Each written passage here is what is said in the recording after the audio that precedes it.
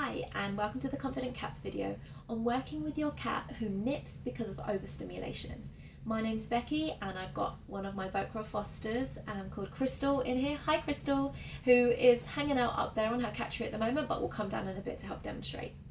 So I first want to talk a bit about overstimulation. What is it?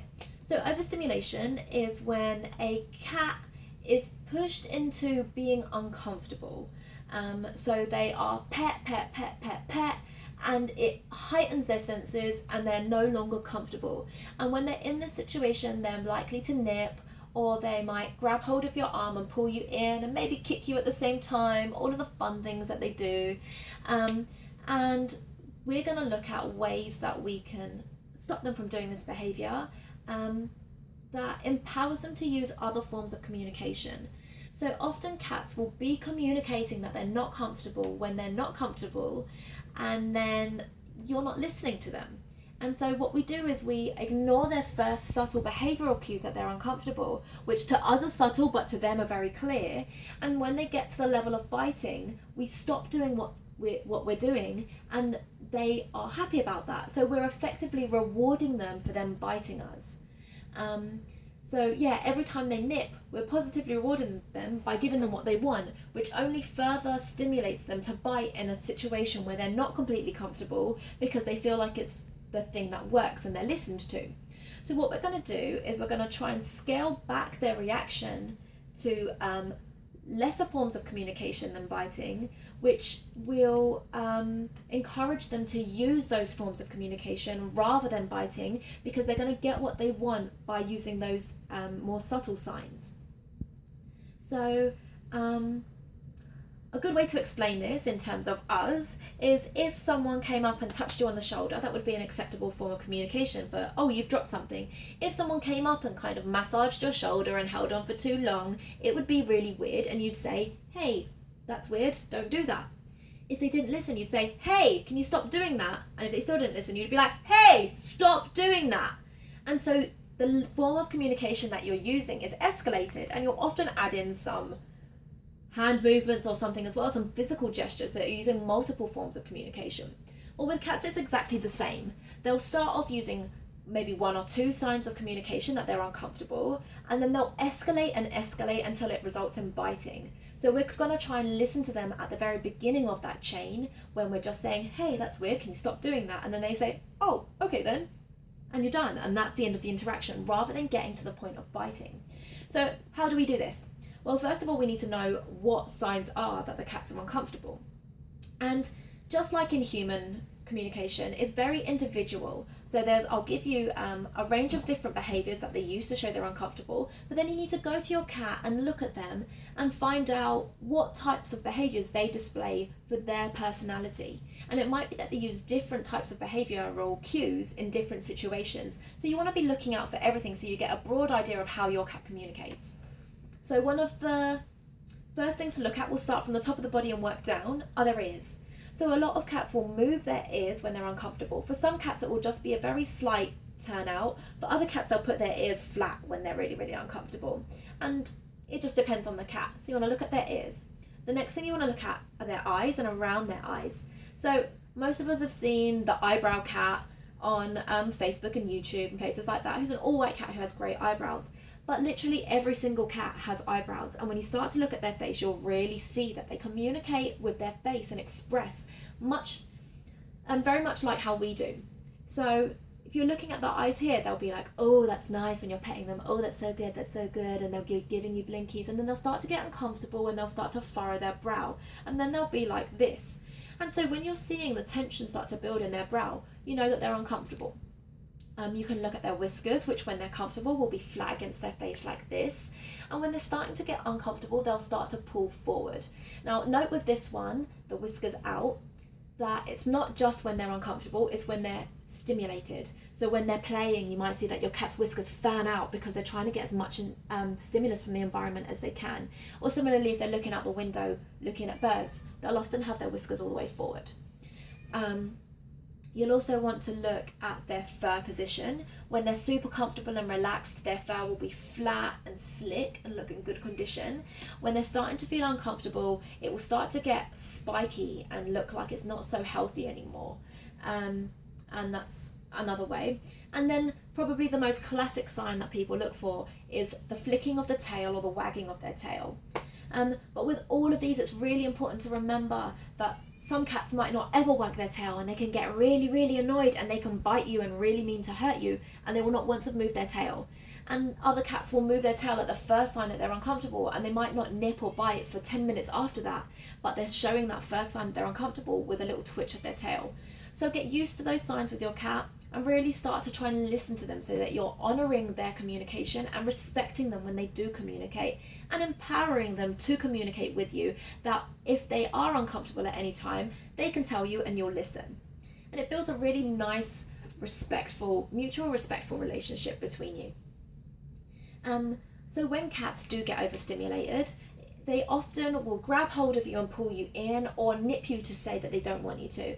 And often what you'll find with overstimulation is that they'll want to hold on to you. So they'll grab hold of your hand and hold on to you. They might put your hand in their mouth, or they might put their hand in your mouth and hold on, or they might get a piece of skin and hold on to that skin. And this is because they want you to stop what they're doing, but they're trying to show you that they want you to stop what you're doing. So when they do it, the most important thing to remember, firstly, is not to move. If you move when they're telling you that they want you to stop moving, then you're just encouraging them to act more defensively or more aggressively, because you're not listening to what they're saying. If you keep your hand still, you're showing them very clearly, oh, I'm sorry, I didn't realize you didn't like that, and I will keep my hand still until you feel comfortable to move away, and then I'll move away. So that's exactly what you're going to do. They might bite hold of your hand, and you're going to keep your hand still. And then once they've shown you that they're no longer in that heightened state, and they'll do that by blinking their eyes long and slow, or turning their head around so they're not engaging with you, or getting up and walking away. Once they've done one of those things, you can pull your hand back and then carry on with whatever you're doing. If your cat stays near to you, what you want to do is keep your hand still, let them move away, bring your hand back, and then just turn your body so that you're showing very clearly with your body language that you're not intending to re-engage with them. And what that does is it gives them time to calm down and know and understand very clearly that you're not trying to engage with them. Once you've done that, you want to start, once you've found the way that works for you and your cat to tell them no, that you don't want them to keep biting you when they're in that heightened state, you want to look at their behavior before that, so that you can preempt when they're getting into an overstimulated state, so that you can reel it back down before it gets to that level. Ideally, no cat should have to bite to tell you that they don't like what you're doing. You should be looking at their behavioral cues and listening to them before that.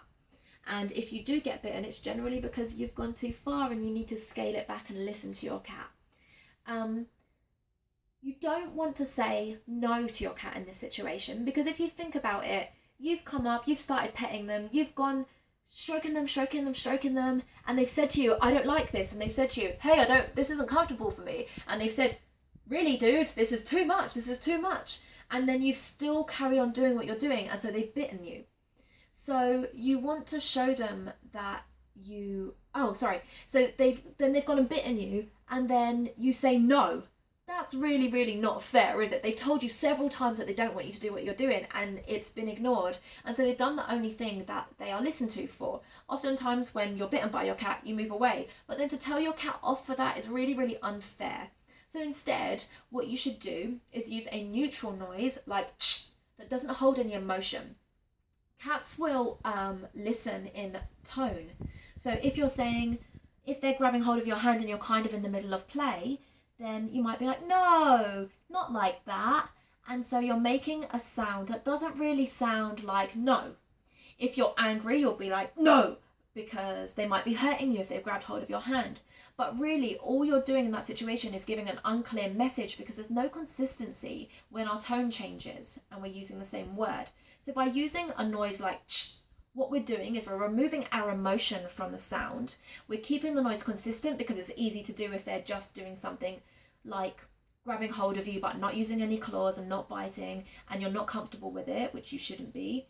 You are making that noise. But if it's still exactly the same as when they're biting, you're making a noise that indicates very clearly, I don't like what you're doing, stop it now. And it's a sound that cats will respond pretty well to because it's a sharp noise, but it also doesn't sound like a hiss or it doesn't sound angry. So I'm going to get Crystal and we're going to show you how to do some of these things. Hi. Hi. So here's Crystal. And Crystal is an awesome cat. She doesn't get overstimulated very easy. She's very, very tolerant of lots of stuff. But I know that she can get overstimulated. So I'm going to stroke her lots and lots and get her pretty excited so that she's uncomfortable. And can you see her ears are turning back? You've got a lot of fluff coming out of you, haven't you? So I'm going to stroke her. See how her ears are turning back and she's uncomfortable. See how her whiskers are coming out? They're not flat against her face. And if you can see, let's turn her body around so you can see her fur. Right down here, babe. Good girl. That's it. Okay, well, somebody just likes this. But she doesn't like too much on it. And you see how already she's moving her legs up. She's saying she's uncomfortable. And now she's biting. So by me keeping my hand still, she's let go because I'm no longer triggering that overstimulation. So what I'm going to do now is keep doing it and show you the noise that I make. And straight away she looks at me to see what that was and turns herself around. So by her turning herself around, she's withdrawn because she didn't really want to bite me. She's only biting me because I haven't listened to her other cues. So I'm going to do it one more time.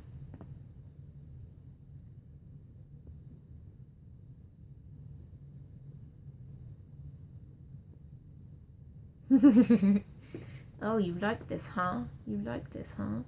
You're ruining my demonstration. Are you ruining my demonstration? There we go. There we go. Good girl. Good girl. So when she as soon as she lets go and retreats, I'm saying well done because she's listening to my communication. And we want to honour that and reverse and listen to her communication. So that's how you deal with overstimulation from touch. What I'm going to talk about now is increasing the zone in which they're comfortable so that they don't get overstimulated as easily. So just like us, cats will have a zone where they're comfortable. So it might be a physical zones on their body where they're comfortable. Most cats are comfortable with their head and their back. Some cats are uncomfortable with their tail. Some cats are uncomfortable with their belly. And so they would be zones where they're slightly uncomfortable. So what you want to do is work in the area where the cat's comfortable, which is their comfortable zone. And then just like us, for cats, they don't have a line where underneath that they're comfortable and above that they're uncomfortable. They have a zone where it's uncertain. So this is going to be the zone of uncertainty between the zone of comfortable and the zone of uncomfortable. So what we want to do when we're working with cats to increase their zone of comfortable and increase their tolerance for touch is we want to work within the zone that they're comfortable so that it's positive, and then we want to move into that zone where it's uncertain and work there and then come back to where they're comfortable. So that means that, let's get you again, Missy.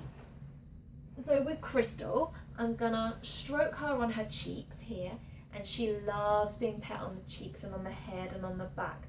So I'm going to stroke her here, and then I'm going to stroke her belly where she's not as comfortable. And then I'm going to go back. As soon as she started to move and show me that she's uncomfortable, I go back to the places that she is comfortable and stroke them some more. So now she's purring up a storm over here and is pretty happy. And so I'm going to go back to where she's uncomfortable, which is her belly. And you see her ears are moving. And then I'm going to go back to where she is comfortable.